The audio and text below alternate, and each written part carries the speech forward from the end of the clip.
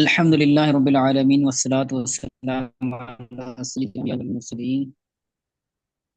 الحمد للہ ہمارا دقائق کا سبق جاری و ساری تھا، اور ہم نے گزشتہ درس کے اندر عاشر کے حوالے سے مسائل کا تذکرہ کیا تھا۔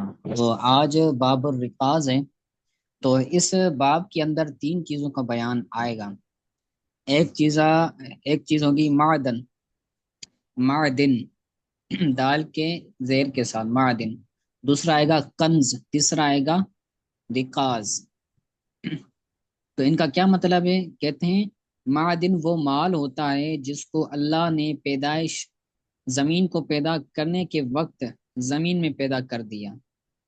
جو معدنیات ہوتی ہیں نا، جیسے زمین سے تیل نکلتا ہے، پیٹرول نکلتا ہے، کوئلہ نکلتا ہے، تو ایسی ایسی چیزیں جو زمین سے نکلتی ہیں، تو اللہ تعالیٰ نے وہ چیزیں کیا کی ہیں؟ زمین کو پیدا کرنے کے وقت ہی اللہ تعالیٰ نے زمین کے اندر اس کو کر دیا ہے، رکھ دیا ہے۔ تو وہ کیا کہلاتی ہیں؟ وہ معدنیات کہلاتی ہیں، معدن۔ ٹھیک ہے۔ اس کے بعد کہتے ہیں کنز، کنز وہ مال ہوتا ہے جس کو انسانوں نے زمین کے اندر دفن کر دیا ہو۔ جیسے پچھلے زمانے کے اندر کیا ہوتا تھا، جو بادشاہ ہوتے تھے وہ اپنے مال کو، اپنے سونا چاندی کو زمین کے اندر دفن کر دیتے تھے۔ ہم کس سے واقعات سنتے ہیں کہ بھائی باپ نے جو ہے وہ اپنا سونا چاندی کیا کر دیا، گھر کے اندر، زمین کے اندر چھپا دیا۔ تو اگر کوئی شخص، لوگ، انسان زمین کے اندر جس مال کو دفن کر دیں تو وہ مال کنز کہلاتا ہے، چھپا ہوا مال۔ ٹھیک ہے، جسے خزانہ کہتے ہیں۔ اس کے بعد آتا ہے رکاز۔ تو رکاز جو ہوتا ہے وہ دونوں کو شامل ہے، چاہے معدنیات ہوں یا پھر کنز ہوں۔ کنز اور معدنیات ان دونوں کو رکاز شامل ہوتا ہے۔ تو باب الرکاز بیان کیا تو یعنی اس باب کے اندر معدنیات کے مسائل بھی آئیں گے اور کنز کے مسائل بھی آئیں گے۔ معدنیات جو زمین کے اندر اللہ تعالیٰ نے رکھیں، اور جو انسان زمین کے اندر دفن کریں اس کو کنز بولا جاتا ہے۔ ٹھیک ہے۔ جی تو کہتے ہیں خمسا معدن نقد، کہ نقد کی معدنیات کا پانچواں حصہ دیا جائے گا۔ کوئی بندہ جا رہا تھا، اس بندے کو معدنیات ملی زمین سے۔ ٹھیک ہے، نقد کہتے ہیں سونا چاندی کو، نقدین، سونا چاندی۔ تو کوئی بندہ جا رہا تھا، اس کو زمین کے اندر کھدائی کرنے کے دوران اگر اس کو کیا ملتا ہے، سونا یا چاندی ملتا ہے، تو کہتے ہیں تو اس کا پانچواں حصہ وہ ادا کرے گا رکاز کے طور پر۔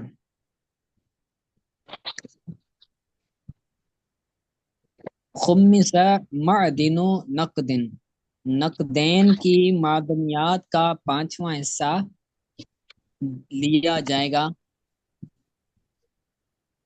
ونحو حدید فی الارض خراج او عشر، اسی طرح اگر لوہا ملتا ہے کسی زمین سے، لوہا ملتا ہے کسی شخص کو، چاہے وہ زمین خراجی ہو یا عشری ہو۔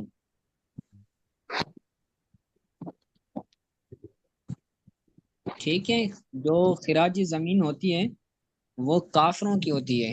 کافر اگر دارالاسلام میں کوئی زمین لیتا ہے کھیتی باڑی کرنے کے لیے، تو اس کو کہا جاتا ہے کہ یہ زمین خراجی زمین ہے، یعنی اس سے خراج لیا جاتا ہے، یعنی ٹیکس وصول کیا جاتا ہے کافر سے۔ اور اگر کوئی مسلمان ہوتا ہے تو مسلمان سے عشر لیا جاتا ہے، یعنی اگر اس کی جو ہے وہ کھیت ہوتی ہے، فصل ہوتا ہے، تو اس کا عشر، دسواں حصہ اس سے لیا جاتا ہے۔ تو اس کے اندر آگے آئیں گے مسائل، اگر وہ آسمان کے پانی سے ہو تو کتنا لیں گے، ٹیوب ویل سے اگر پانی کے ذریعے وہ فصل ہوا ہے، کھیت ہوا ہے، تو کتنا لیں گے، وہ آگے انشاءاللہ آئے گا۔ تو یہاں پر کہتے ہیں کہ اگر سونا نکلتا ہے، یا پھر سونے کی طرح جو ہے وہ سونا چاندی کی طرح لوہا نکلتا ہے، خراجی زمین ہو یا پھر عشری زمین ہو، تو اس میں بھی کیا ہوگا، پانچواں حصہ لیا جائے گا۔ ٹھیک ہے، تو یہ تب ہے جب کوئی بندہ جا رہا تھا، کسی نے جو ہے وہ کھدائی کی، کھدائی کرنے کے دوران اس کو یہ سونا چاندی ملا یا پھر لوہا ملا تو اسے پانچواں حصہ لیں گے۔ لیکن اگر کسی کے گھر سے نکل آتا ہے، وہ گھر کی کھدائی کر رہا تھا، اپنے گھر کو کی زمین کھود رہا تھا، یا کسی کی اپنی زمین تھی، گھر کے علاوہ زمین تھی، اس زمین کو اس نے کیا کیا، کھدوایا، تو اگر اس سے کوئی سونا نکلتا ہے، کوئی چاندی نکلتا ہے، تو کیا ہوگا، اب اس سے پانچواں حصہ نہیں لیا جائے گا، وہ اسی مالک کا ہوگا جس نے اس کو نکالا ہے۔ لا داری ہی ولا ارد ہی، نہ کہ اس کے گھر سے، نہ ہی اس کی زمین سے۔ یعنی اگر کسی کے گھر سے سونا چاندی نکلتا ہے، معدنیات نکلتی ہیں، یا پھر کسی کی زمین سے معدنیات نکلتی ہیں، تو اب اس سے رکاز یعنی پانچواں حصہ نہیں لیا جائے گا۔ ٹھیک ہے، تو یہ ہو گیا معدنیات کا ذکر۔ معدنیات وہ چیز ہوتی ہے جو اللہ تعالیٰ نے زمین کو پیدا کرنے کے وقت زمین کے اندر پیدا کی ہوں، جیسے سونا چاندی وغیرہ۔ اس کے بعد کہتے ہیں کنز۔ کنز کیا ہوتا ہے؟ کنز وہ ہوتا ہے جس کو انسانوں نے زمین کے اندر دفنایا ہو، جس مال کو انسانوں نے زمین کے اندر دفنایا ہو اس کو کنز بولا جاتا ہے۔ وَكَنْزٌ وَبَاقِيهِ لِلْمُخْتَطِ مختص لہو، اور کنز، کنز کی طرح جو باقی ہیں وہ مختص لہو کے لیے ہوگا۔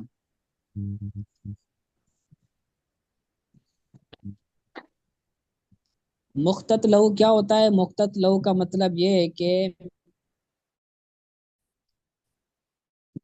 جب جنگ ہوتی ہے تو جنگ کرنے کے دوران زمین جو ہوتی ہے وہ مال غنیمت کے طور پر دارالاسلام کو یا پھر خلیفہ اسلام کو دیا جاتا ہے۔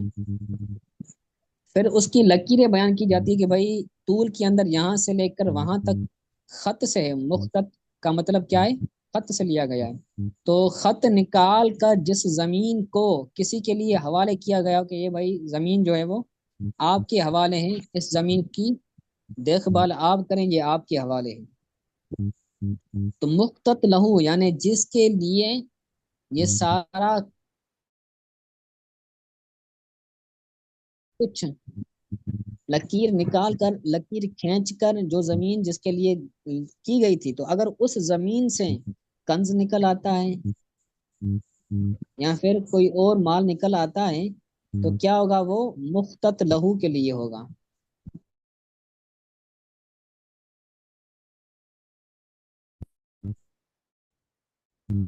مخطط لہو سمجھتے ہیں؟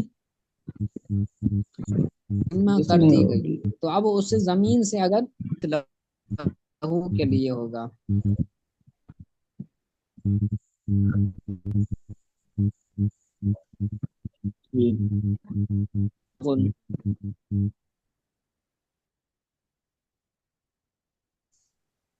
اسی طرح یعنی اسی طرح وہ بھی خمس ادا کیا جائے گا، یو خمسو، خمس ادا کیا جائے گا۔ اس کا کیا معنی ہے سیبو؟ یعنی کنز، باقی، باقیہ اور زیب، یہ جو ہے نا ان کی جو ہے وہ زکوٰۃ خمس ادا نہیں کیا جائے گا۔ نہیں، کنز کا جو عطف ہے نا، کنز کا عطف یہ معدن پر ہے، کنز کا عطف معدن پر ہے، یعنی جس طرح معدنیات کا خمس ادا کیا جائے گا، اسی طرح جو کنز ہیں زمین کے اندر دفن کیا گیا مال نکل آتا ہے تو وہ کنز کا بھی کیا ہوگا؟ پانچواں حصہ نکالا جائے گا۔ خمسہ کنزن، کنز کا بھی پانچواں حصہ نکالا جائے گا۔ زیب بکن کا کیا معنی؟ بتاتا ہوں۔ اس کے بعد کہتے ہیں وہ باقی ہیں، یعنی جب پانچ حصے بچے ہیں، کنز نکلا، کنز کے ہم نے پانچ حصے کیے، تو اب ایک حصہ یعنی پانچواں حصہ ہم نے نکال دیا خمس کے طور پر، اب جو باقی 4 حصے بچے نا تو وہ 4 حصے کس کے لیے ہوگا؟ وہ باقی ہیں للمختت یہ ہوگا، وہ مختت لہو کے لیے ہوگا، یعنی جس کو وہ لکیر کھینچ کر وہ زمین دی گئی ہے تو اب وہ اس کے لیے ہوگا۔ وہ زیبغن اسی طرح جو مال زیبغ ہیں اس کا بھی خمس ادا کیا جائے گا۔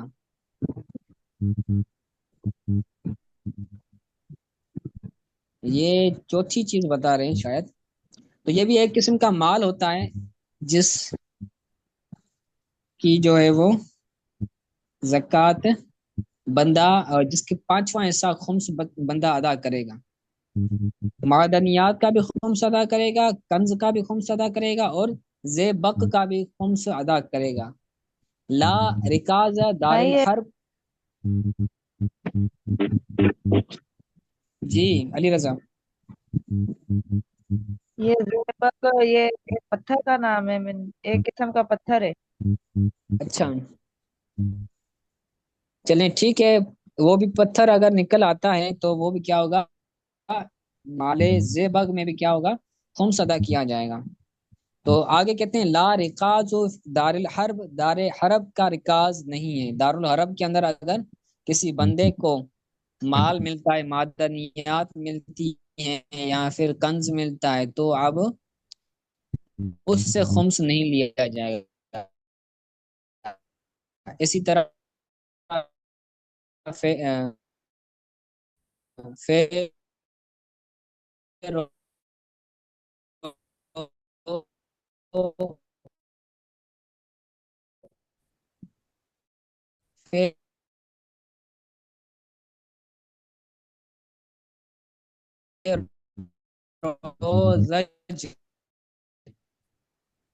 نکلتے ہیں تو اس سے نہیں لیا جائے گا۔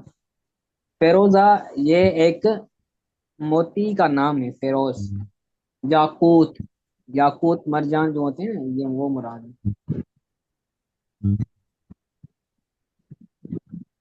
تو یہ جو اگر زمین سے نکلتے ہیں نا ہیرے جواہرات موتیاں اور تو یہ تمام ان کا کیا کیا جائے گا؟ خمس ادا نہیں کیا جائے گا۔ یہاں پر لکھا ہے نا لا رکاز دار الحرب، تو دار الحرب کے اندر جو نکلے گا اس کا رکاز نہیں ہے، لیکن بہار شریعت کے اندر جو لکھا ہوا ہے وہ یہ لکھا ہوا ہے کہ فیروز، یاقوت، زمرہ وغیرہ یہ جواہر سلطنت اسلام سے پیشتر کے دفن تھے اور اب نکلے تو خمس لیا جائے گا۔ ٹھیک ہے، تو اگر دارالاسلام سے پہلے وہ دارالحرب تھا، کفار نے ان تمام چیزوں کو، ہیرے جواہرات کو جمع کیا تھا، پھر بعد میں اگر وہ ہیرے جواہرات ملتے ہیں نکلتے ہیں تو پھر کیا ہوگا؟ پھر ان سے خمس لیا جائے گا، کیونکہ وہ اب مال زکوٰۃ بنیں گے اور مال زکوٰۃ کے اندر خمس لیا جاتا ہے۔ ٹھیک ہے، لیکن اگر کسی اور کو ملتا ہے، دارالحرب کے اندر کوئی اور چیز ملتی ہے یا پھر یہ تمام چیزیں ملتی ہے تو اب ان کے اندر خمس نہیں ہوگا، دارالاسلام میں ہوگا جبکہ دارالحرب میں نہیں ہوگا۔